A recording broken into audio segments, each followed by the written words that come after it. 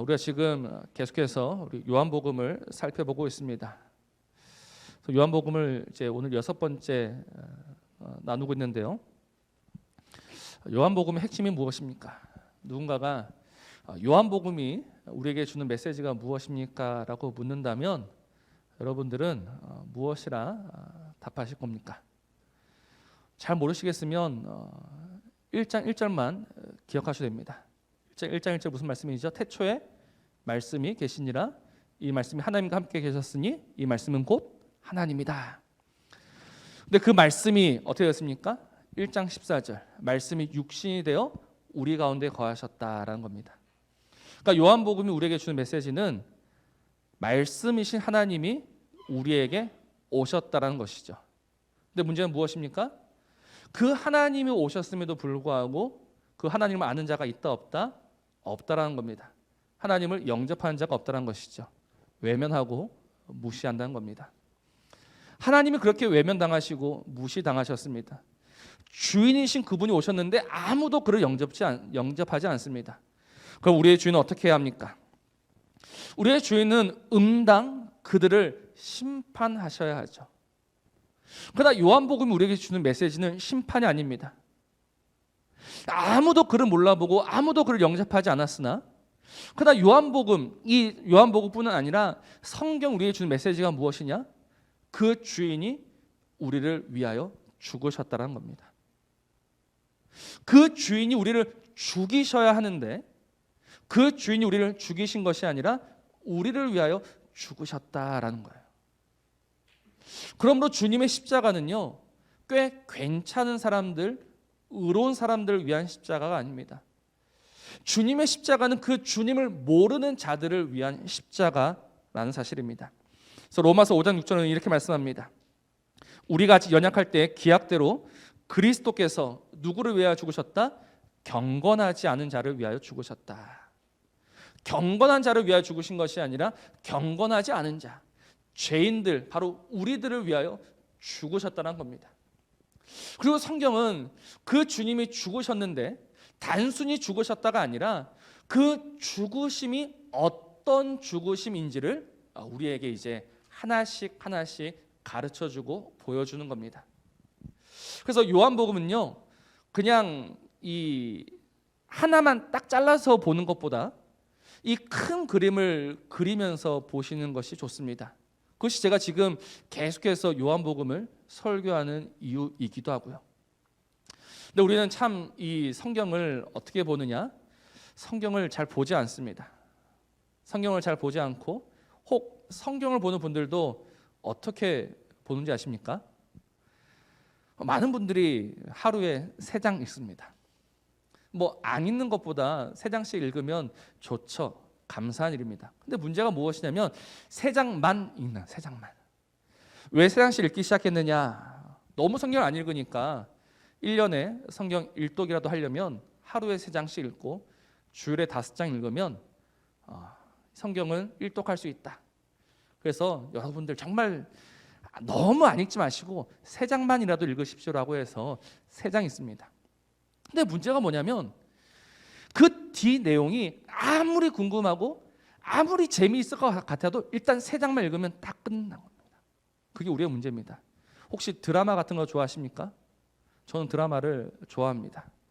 그래서 드라마를 잘 안 보려고 해요. 왜냐하면 드라마를 한번 보면요, 끝까지 봐야 되거든요. 그 뒷부분이 궁금해서 견딜 수가 없습니다. 근데 드라마는 그런데 하나님의 말씀은 어떤가? 하나님의 말씀은 아무리 궁금해도 아무리 신기해도 오늘 3장 읽었으면 거기서 끝이라는 겁니다. 그러니 우리가 뭐 합니까? 성경을 모르는 거예요. 아니, 누군가가 나한테 편지를 줬습니다. 편지를 주면 5장을 써서 줬다라고 했을 때 하루에 1장씩 읽어야 됩니까? 아니면 한꺼번에 읽어야 됩니까?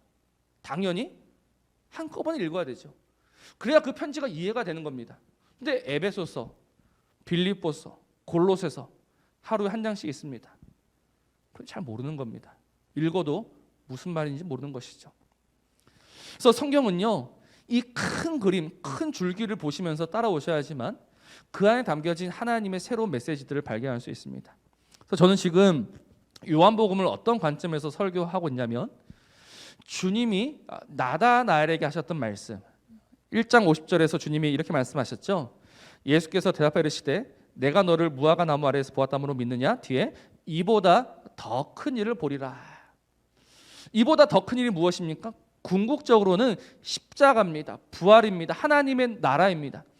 근데 그냥 갑자기 십자가와 부활이 아니라 주님은 이 여러 가지 표적들을 통해서 하나씩 그 의미들을 보여주시고 밝혀주고 계십니다. 우리가 지난주에는 무슨 이야기를 들었습니까? 가나 혼인잔치 이야기를 들었습니다. 그래서 그때는 제가 이 순종의 포인트를 맞춰서 설교를 하다 보니까 언급하지 않은 부분이 있는데 우리 요한복음 2장 11절 한번 보십시오. 이렇게 말씀합니다. 예수께서 이 첫 표적을 갈릴리 가나에서 행하여 그의 영광을 나타내심에 제자들이 그를 믿으니라라고 했습니다. 첫 표적이 물을 포도주로 바꾼 표적입니다. 그래서 그것이 무엇을 보여줍니까? 영광을 보여주는 겁니다. 그러니 그 가나 혼인 잔치는요 영광의 맛보기로서의 잔치였던 겁니다. 장차 있을 그 큰 영광이 있는데 그 아주 영광의 일부를 가나 혼인 잔치에서 보여주셨던 것이죠. 그래서 결과가 뭡니까? 제자들이 그를 믿으니라. 비로소 제자들의 눈이 하나씩 열리기 시작하고 주님을 믿게 되었다라는 거예요. 오늘 우리도 마찬가지입니다. 우리도 이제 그걸 하나씩 보아야지만 비로소 무엇을 할 수 있다? 믿을 수 있는 겁니다. 오늘 이 자리에서 목사가 아무리 믿으십시오라고 외쳐도 믿어지는 것이 아니라 오늘 말씀이 내 귀에 들리고 말씀이 깨달아지고 말씀이 보일 때 이제 우리의 믿음이 조금씩 자라게 되는 겁니다. 그래서 오늘은 이제 우리가 잘 알고 있는 성전 청결 사건입니다. 주님이 성전을 뒤엎으신 사건. 우리는 이 사건을 단순히 주님이 성전을 청결하게 하셨다가 아니라 이보다 더 큰 일, 주님께서 앞으로 하시고자 하시는 일, 그 중에 하나로서 이 말씀을 오늘 보려고 하는 겁니다. 주님이 왜 이 성전을 엎으셨는가? 주님이 왜 이 성전을 청결하게 하셨는가? 그것은 굉장히 중요한 의미가 있는 겁니다. 그것이 무엇이냐면 이제 주님은 이 성전이 무너지고 새 성전이 있다라는 것을 오늘 우리에게 보여주시고 가르쳐 주신 것이죠. 지금 주님 앞에 성전이 있습니다. 이스라엘 사람들은요 늘 성전 중심으로 살았습니다. 그들은 언제나 하나님의 성전에 모였습니다. 그들이 하나님을 버리고 하나님 우상을 섬길 때에도 그들은 성전에 모이기를 주저하지 않았습니다. 그들은 늘 성전에 있었습니다. 성전은 그들의 생명이었고 그들의 중심이었습니다. 그러나 우리가 알고 있듯이 그 성전은 이미 수차례 무너진 적이 있는 성전이죠. 제일 처음 성전이 누구의 성전이라고 합니까? 솔로몬 성전이라고 합니다. 솔로몬 성전. 아마 가장 크고 가장 화려했던 성전일 것입니다. 그러나 그 성전도 무너지죠. 누구에 의해서 무너지게 됩니까? 바벨론에 의해서 무너지게 됩니다. 그래서 이스라엘 사람들은 성전이 무너졌으니까 이제는 다 끝났다라고 생각했을 거예요. 그러나 하나님이 바벨론에서 이스라엘을 되돌리십니다. 70년 만에 되돌리십니다. 그래서 또다시 성전이 세워지게 됩니다. 우리가 그 성전을 스룹바벨 성전이라고 부릅니다. 하나님께서 스룹바벨을 통해서 이제 다시 성전을 세우시죠. 그러면 그 성전은 또 지금 있는 이 성전입니까? 그렇지 않습니다. 그 성전도 또 로마에 의해서 무너집니다. 약 300년 정도 지나서. 그럼 지금 있는 이 성전은 어떤 성전이라고 부릅니까? 헤롯 성전이라고 부릅니다. 헤롯이 다시 세웠다라고 해서 헤롯 성전이라고 부르는 거예요. 이처럼 성전이 계속해서 무너지고 세워지고 무너지고 세워지는 가운데 그래도 이스라엘 사람들은 생각합니다. 그래도 성전이 있으니까 그래도 하나님의 은혜가 우리와 함께 할 거라고 그들은 생각합니다. 그러니까 주님 오늘 말씀하시죠. 오늘 이 성전이 무너져야 한다는 겁니다. 이 성전이 무너지지 않으면 안 된다는 겁니다. 그래서 이스라엘 사람들은 이것을 빌미로 예수님을 죽이기도 했습니다. 이 한낱 어리석은 청년이 이 성전이 무너질 것이라고 이야기를 한다. 그리고 자기가 3일 만에 세울 거라고 한다. 이는 거짓말쟁이가 틀림없다. 이를 죽여야 한다라고 해서 그를 십자가에 못 박아 죽였던 것입니다. 그러나 오늘 21절은 뭐라고 합니까? 오늘 21절은 그러나 예수는 성전된 자기 육체를 가리켜 말씀하신 것이다. 주님이 세우고자 하시는 새 성전이 무엇이냐? 자기 육체라는 것입니다. 즉 예수 그리스도가 성전이라는 겁니다. 예수 그리스도가 참 성전이라는 것이죠. 그러니 옛 성전은 무너져야만 하는 것입니다. 그래서 오늘 이 말씀을 우리가 좀 그 마태복음, 마가복음, 누가복음, 요한복음 우리 다른 성경하고 비교해서 보면 꽤 흥미있는 사실 한 가지를 보게 됩니다. 우리 마태복음 21장 11절 한번 보시기 바랍니다. 잘 보셔야 합니다. 예수께서 성전에 들어가사 성전 안에서 매매하는 모든 사람들을 내쫓으시며 돈 바꾸는 사람들의 상과 비둘기 파는 사람들의 의자를 엎으셨다. 그 뒤에 마가복음 11장 뭐라고 합니까? 그들이 예루살렘에 들어가니라 예수께서 성전에 들어가사 성전 안에서 매매하는 자들을 내쫓으시며 돈 바꾸는 자들의 상과 비둘기 파는 자들의 의자를 엎으셨다. 누가복음 9장 똑같은 이야기입니다. 성전에 들어가사 장사하는 자들을 내쫓으셨다. 오늘 요한복음 뭐라고 합니까? 요한복음은 노끈으로 채찍을 만드사 양이나 소를 다 성전에서 내쫓으시고 돈 바꾸는 사람들의 돈을 쏟으시며 상을 엎으셨다. 다 성전 청결 사건입니다. 근데 제가 굳이 이 말씀을 스크린에 띄워가면서 하나씩 보여드리는 이유가 있습니다. 다른 게 있습니다. 차이점이 있습니다. 혹시 보셨습니까? 우리가 마태, 마가, 누가복음은요 공관복음이라고 부릅니다. 같은 관점을 가진 성경이라고 해서 공관복음. 그래서 마태, 마가, 누가는 내용이 비슷해요. 근데 요한복음은요 좀 다릅니다. 요한복음은 좀 다른 관점에서 이 복음을 이야기합니다. 그래서 보십시오. 방금도 이 마태, 마가, 누가랑 요한복음은 다른 게 있습니다. 우리 마태복음 다시 한번 보실래요? 보십시오. 주님이 누구를 내쫓으십니까? 사람들을 내쫓으십니다. 그 다음에 마가복음은 매매하는 자들을 내쫓으십니다. 누가복음은 장사하는 자들을 내쫓으십니다. 요한복음 보십시오. 요한복음 뭐라고 합니까? 양이나 소를 내쫓으셨다라고 합니다. 뭐 별 차이 아닌 것 같지만 그러나 이 차이에는 굉장한 의미가 있습니다. 마태, 마가, 누가, 공화복음은요 주님이 사람들을 내쫓으셨습니다. 근데 요한복음은 사람들을 내쫓으신 것이 아니라 양이나 소를 내쫓으셨습니다. 이게 무슨 의미입니까? 양이나 소는요 성전에서 제사 드릴 때 반드시 있어야 하는 겁니다. 그래서 장사하는 사람들은 내쫓아도 되지만 하나님께 제사를 드리려면 그 제물은 있어야 됩니다. 근데 주님이 그 제물을 내쫓으셨습니다. 주님이 제물을 내쫓으셨다는 것이 무엇을 의미할까요? 이제 더 이상 옛 성전은 양이나 소의 피로 제사를 드렸지만 그다음 새 성전은 주님이 세우실 새 성전은 그 양이나 소의 피가 아닌 자신의 피로 제사를 드린다는 것을 의미합니다. 그래서 히브리서 9장 12절은 이렇게 말씀합니다. 염소와 송아지의 피로 하지 아니하고 오직 자기의 피로 영원한 속죄를 이루사 단번에 성소에 들어가셨느니라 라는 거예요. 더 이상 염소와 송아지의 피가 아닌 자신의 피로 드려지는 제사. 그래서 세워진 성전이 어떤 성전이다? 새 성전이다라는 겁니다. 그러니 그 성전에 들어갈 때는 우리가 염소나 송아지나 그런 것의 피를 가지고 들어가지 않습니다. 우리가 이제 말하는 새 성전은 누구의 피로 들어갑니까? 오직 우리 주 예수 그리스도의 피로 들어간다는 겁니다. 그것이 우리 주님이 우리에게 허락하신 새 성전이 되는 것이죠. 그래서 그 성전에서 무엇을 경험하게 됩니까? 비로소 하나님과의 온전한 연합을 누릴 수 있고 경험할 수 있다는 겁니다. 하나님과 우리가 어떤 사이였는지는 우리가 잘 알고 있습니다. 하나님과 우리는요 원수 사이입니다. 하나님과 우리는요 함께 할 수가 없는 사이입니다.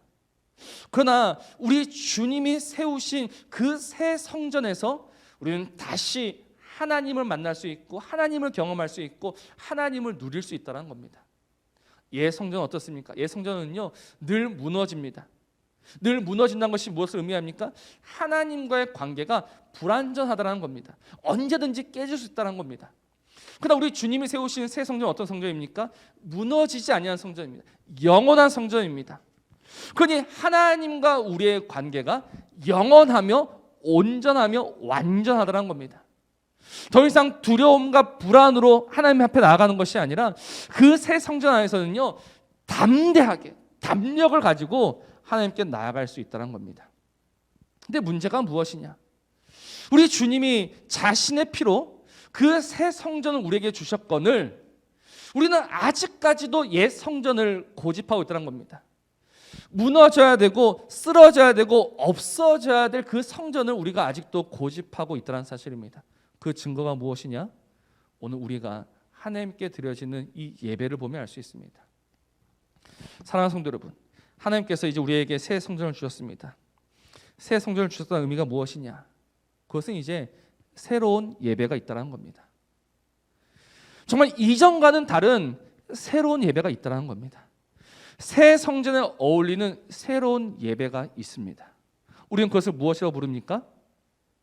그것을 영적 예배라고 부릅니다. 로마서 12장 1절 말씀입니다. 로마서 12장 1절 말씀. 그러므로 형제들아 내가 하나님의 모든 자비하심으로 너희를 권하노니 너희 몸을 하나님이 기뻐하시는 거룩한 산 제물로 드리라. 이는 너희가 드릴 영적 예배니라. 새 성전에서는요 영적 예배를 드려야 합니다. 그럼 이 영적 예배는 또 무엇인가? 이 영적 예배의 특징이 무엇입니까? 제물이 있는데 그 제물은 산 제물이어야 합니다. 근데 이 산 제물이 누굽니까? 우리라는 겁니다. 우리가 거룩한 산 제물이 되어서 하나님을 예배할 때 그것이 새 성전에서 드려지는 예배다라는 거예요.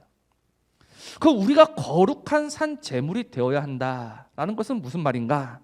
바로 로마서 12장 2절에 또 친절하게 가르쳐 줍니다. 이렇게 말씀합니다. 너희는 이 세대를 본받지 말고 오직 마음을 새롭게 함으로 변화를 받아 하나님의 선하시고 기뻐하시고 온전하신 뜻이 무엇인지 분별하도록 하라. 즉 우리가 이제 거룩한 산 제물이 되었다는 것은요 이 세대를 본받지 말고 이 세대와는 달라야 하고 이 세대와는 구별되어야 한다라는 겁니다. 너희가 이 세상의 뒷공무니를 쫓아다니면서 살면서 나를 예배한다라고 하느냐? 그건 예배가 아니다라는 것이죠.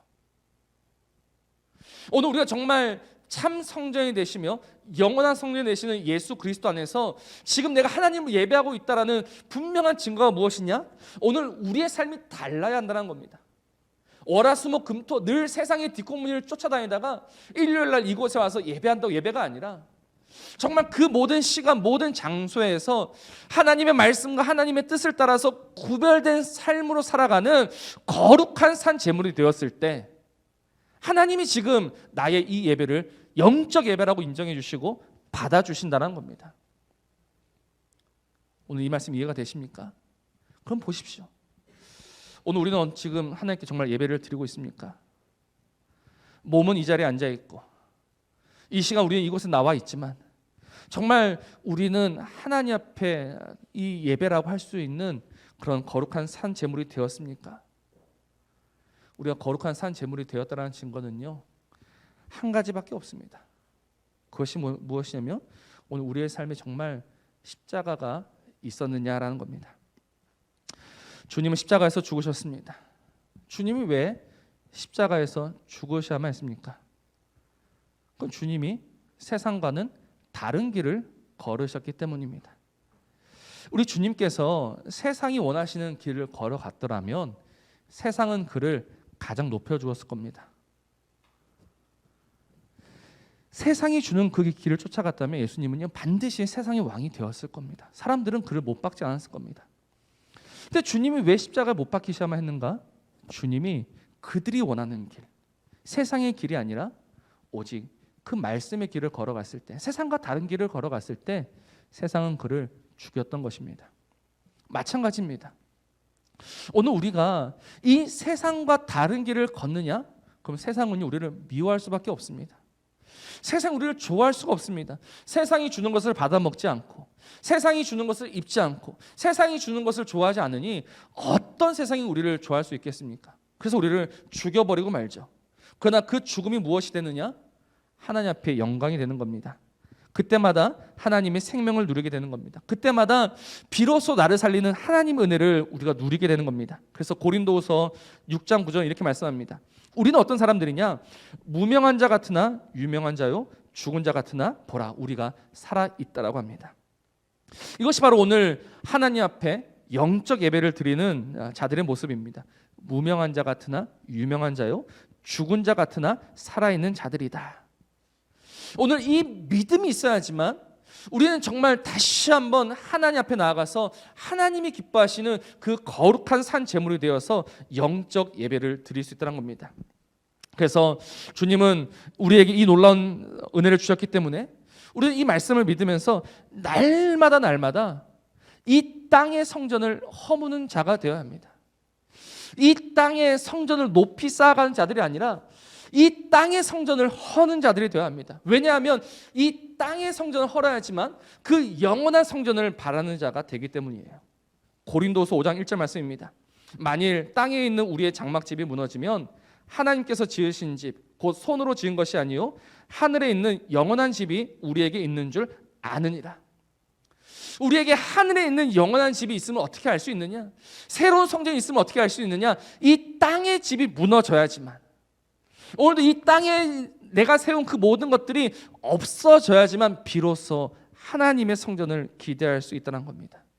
그래서 주님은 오늘 소와 양을 내쫓으셨습니다.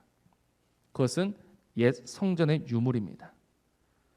오직 예수 그리스도의 피로, 예수 그리스도의 공로로 나아가야 합니다. 내가 무엇인가를 가져왔다, 내가 무엇인가를 했다, 내가 무엇인가를 세웠다, 그러니 하나님 나를 기뻐 받아주시겠지. 이거는 옛 성전 중에 옛 성전입니다. 우리가 지금 새벽에 사사기 말씀을 묵상하고 있죠. 혹시 미가를 기억하십니까? 미가가 하나님 앞에서 수많은 죄를 지었습니다. 수많은 죄를 짓고 그가 한 말이 무엇이냐? 내가 이제야 하나님께 복 받을 줄 아노라. 어리석은 짓, 망할 짓을 다 해놓고 미가가 했던 말이 내가 이제야 복 받을 줄 아노라. 제가 그 말씀을 보면서 느낀 것은요, 오늘 우리가 그렇게 살아간다는 겁니다.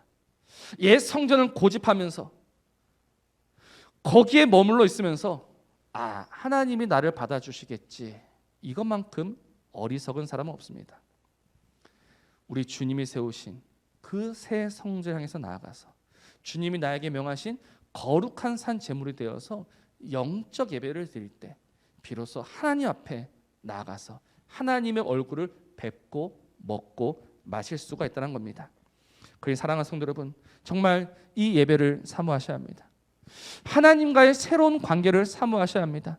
정말 하나님이 우리를 불러주셨고 하나님이 다시금 나를 받아주셨다는 사실을 기억하면서 우리는 그렇게 하루하루를 살아내어야 합니다.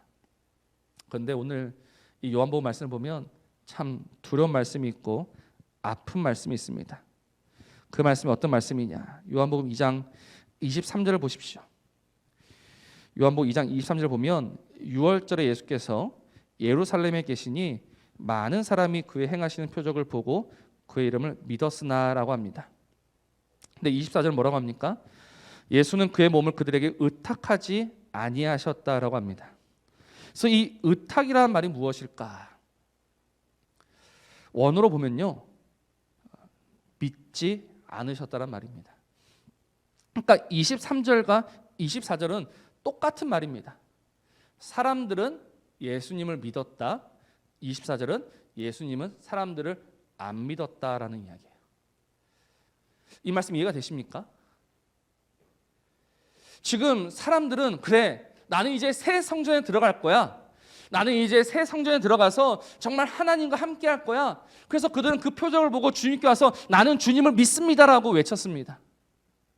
근데 24절 보니까 주님이 그들을 믿지 않으셨다라는 거예요. 주님이 왜 그들을 믿지 않으셨을까요? 25절을 보면 주님이 그들을 다 아신다라고 합니다. 주님이 다 아시는 겁니다. 주님이 그들의 마음이 어떠한지, 그들의 행실이 어떠한지를 다 아시는 거예요. 그래서 지금 믿는다는 자들이 요한복음 6장 66절에 가면 뭐 하고 있습니까? 그때부터 그의 제자 중에서 많은 사람이 떠나가고 다시는 그와 함께 다니지 아니하였다라는 거예요. 지금 이 요한복음 2장에서 나는 예수를 믿는다라고 했었고, 그래서 주님이 그들에게 그 십자가의 의미와 십자가의 복음을 설명해 주셨을 때 요한복음 6장 가니까 다 떠나갔다, 다시는 함께 다니지 않았다는 겁니다. 오늘 이 사람이 누구겠습니까? 이 어리석은 자가 누구겠습니까? 바로 저와 여러분이라는 겁니다. 우리가 지금 이 말씀을 듣고 그래 나도 이제 믿어야지라고 하지만 그러나 우리는 믿음 있는 자가 아니라는 겁니다. 주님이 우리를 아십니다. 주님이 너는 아니야라고 하실 수도 있다라는 겁니다. 그러니 두려운 것이죠. 그러니 무서운 것이죠. 나는 분명 주여 주여라고 했는데 주님이 나를 보시면서 나는 너를 도무지 모르겠다라고 분명히 말씀하실 수가 있다는 겁니다. 어찌 해야 합니까? 그래서 다시 우리는 두려움으로 나아가야 합니다. 두려움으로 살아갈 때 정말 내 삶을 하나님께서 기뻐하시는 이제 거룩한 산 제물이 되기 위해서 아등바등 살아갈 때 그때 주님께서 무엇이라고 하실까요? 나다나엘에게 하셨던 그 칭찬을 우리에게도 하셨으면 좋겠습니다. 주님 나다나엘에게 이렇게 말씀하셨잖아요. 참으로 이스라엘 사람이다. 그 속에 간사한 것이 없다. 모든 것을 아시는 주님이 그 나다나엘을 보시면서 하셨던 그 칭찬이 오늘 우리의 칭찬이 되어야 하는 겁니다. 나는 너를 안 믿는다. 나는 너를 모르겠다가 아니라 그래 너는 참으로 이스라엘 사람이다. 너는 속에 간사한 것이 없다. 오늘 그 칭찬이 우리의 칭찬이 되어야 합니다. 누가 그 칭찬을 듣겠습니까? 오늘 이 말씀 앞에서 다시 한번 결단한 자들입니다.